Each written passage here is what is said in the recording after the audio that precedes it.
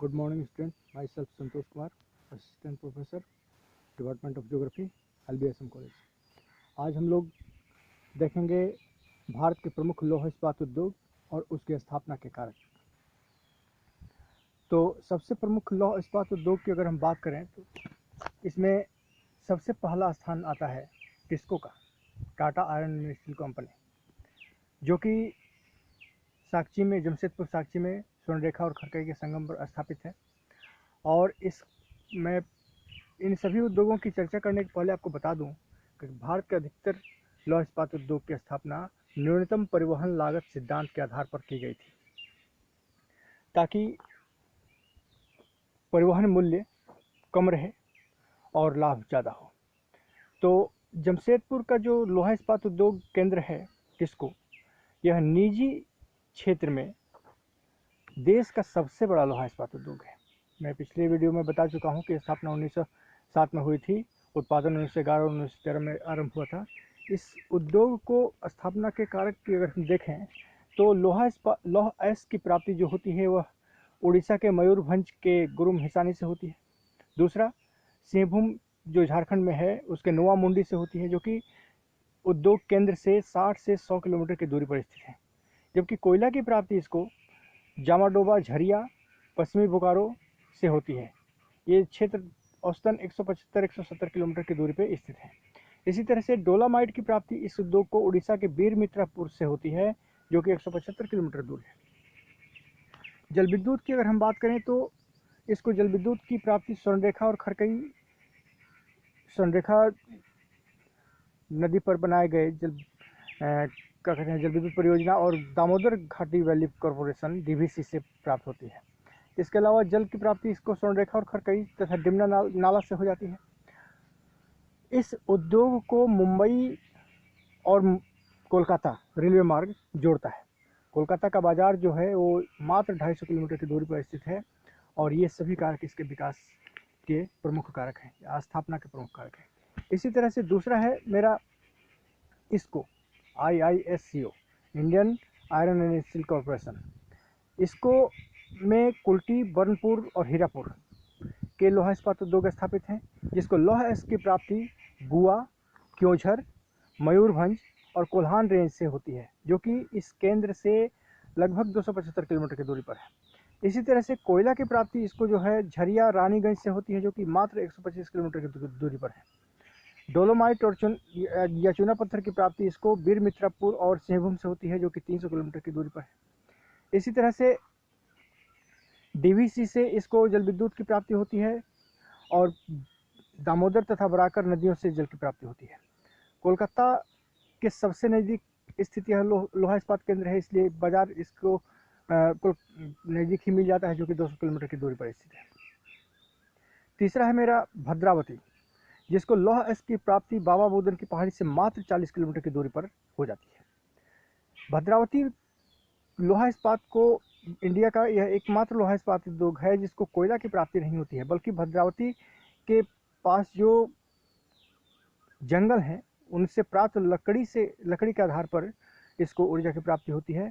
Cast कोयला, विद्युत भट्टी, ये सबको चलाने के लिए मिल जाता है। डोलोमाइट इसको मांडीगुंड और गंगूर से मिलता है, जो कि लगभग 20 किलोमीटर की दूरी पर स्थित है। इसी तरह से इसको मैग्नीज की प्राप्ति जो होती है स्थानीय शिमोगा जिले से हो जाती है। जल विद्युत भद्रावती नदी से होती है, महात्मा गांधी जलप्रपात या शरावती परियोजना से इसको प्राप्त होती है। यह बंगलोर, पुणे से रेलवे मार्ग पर स्थित है, जिससे जुड़ा हुआ है, और दक्षिण भारत के बाजार इसके स्थानीय बाजार हैं। दुर्गापुर लोहा इस्पात की बात करें तो इसको नोआ मुंडी और गोवा से, जो कि 335 किलोमीटर की दूरी पर हैं, लौह अयस्क की प्राप्ति होती है। इसी तरह से इसको दुर्गापुर को झरिया और बोकारो से कोयला मिलता है, जो कि मात्र इससे 110 किलोमीटर की दूरी पर है। तीसरी बात की डोलोमाइट की प्राप्ति इसको भी बीरमित्रापुर से प्राप्त होता है, जो कि 365 किलोमीटर की दूरी पर है। क्योंझर से इसको मैग्नीज मिल जाता है। इसी तरह से DVC से जल विद्युत मिल जाते हैं। कोलकाता 160 किलोमीटर की दूरी पर स्थित है और कोलकाता से रेलवे से जुड़ा हुआ है। राउरकेला स्टील प्लांट जो है इसको लौह अयस्क की प्राप्ति क्योंझर और बोनाई से होती है, जो कि मात्र 75 किलोमीटर की दूरी पर है। झरिया, बोकारो और तालचेर से इसको कोयला की प्राप्ति होती है। वास्तव में बोकारो को लौह अयस्क लेकर जाने वाले कारखाने ही इसको कोयला लेकर लौटती में कोयला लाकर पहुंचाते हैं, जिससे झरिया बोकारो का कोयला राउरकेला को प्राप्त होता है। बीरमित्रापुर और हाथीबाड़ी से इसको डोलोमाइट की प्राप्ति होती है।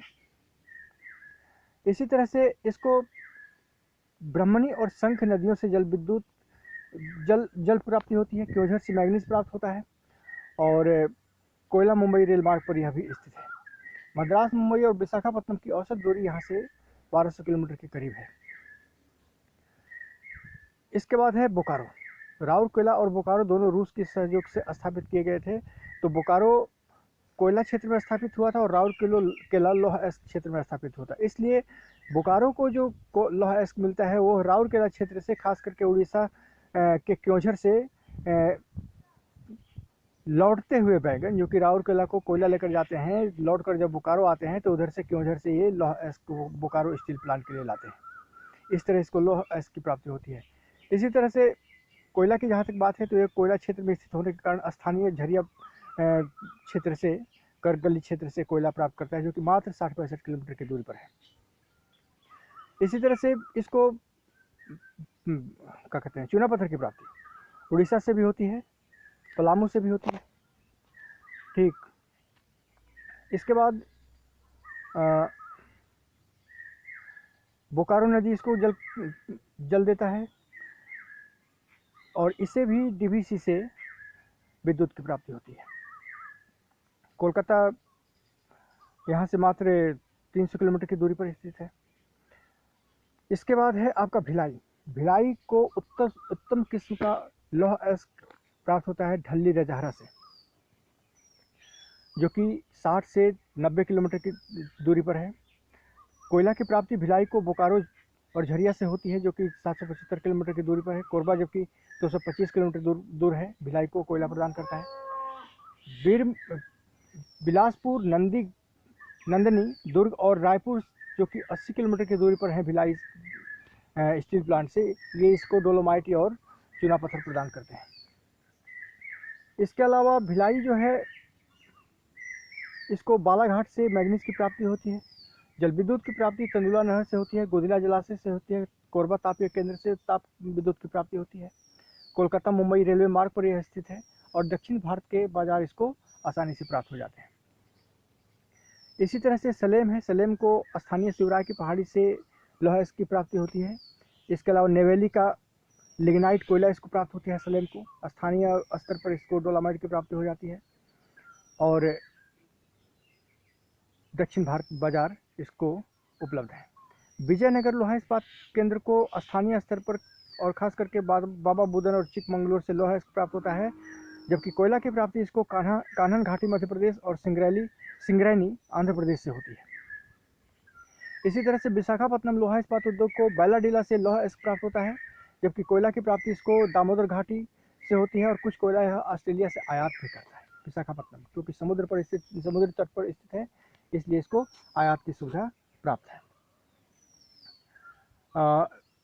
तो इस तरह से भारत के कुछ प्रमुख लोहा इस्पात उद्योग थे और एग्जाम्स में आपको पूछा जाता है कि इन लोहा इस्पात उद्योगों को खास करके लोहा की प्राप्ति किस प्रकार से होती है या कहाँ से होती है और कोयला की प्राप्ति कहाँ से होती है, इसी से संबंधित क्वेश्चन पूछे जाते हैं।